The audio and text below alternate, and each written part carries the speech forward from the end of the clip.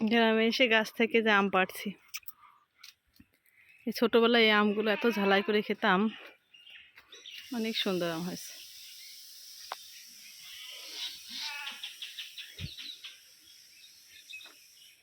আম্রপালি। ছোট ছোট আম পাড়তে মায়া করে, কিন্তু আসলে ছোট আমটা একটু খেতে মন চাইলো, 3টা আম নিয়ে যাই।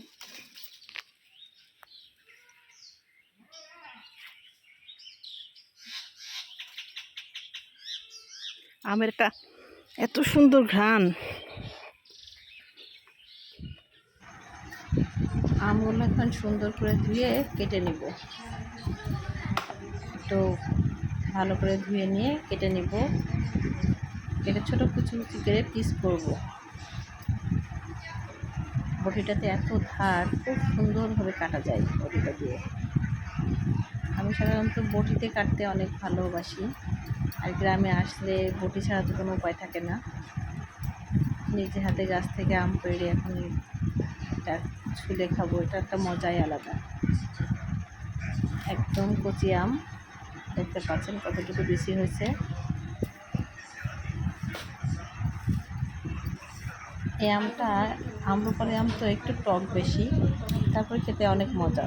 এই ছোট ছোট আম টক হলেই বেশি ভালো লাগে।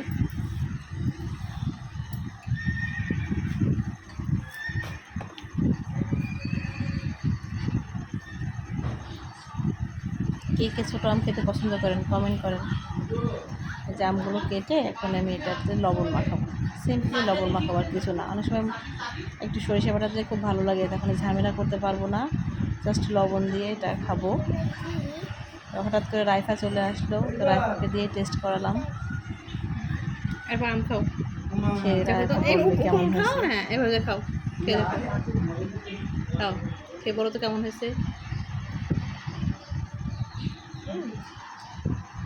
কি টক, হ্যাঁ মজা। আই তুমি দিয়েছো কেন, দেখো রাইফার আমার এখন করো দেখো। রায়ফা বলছে অনেক মজা হয়েছে, অনেক টক। এটা কি রাইফা? কি আম এটা? কাঁচা আম? মিষ্টি না টক? টক। খাও তো দেখি, টক আম খেলে কেমন হয় দেখি, চোখ দেখি কেমন হয় চোখ। এত বড় আম, আমি এত বড় আম জীবনে দেখিনি। এত বড়। হ্যাঁ এটা কি বড় আম? এটা ছোট্ট একটা আম। বড় আম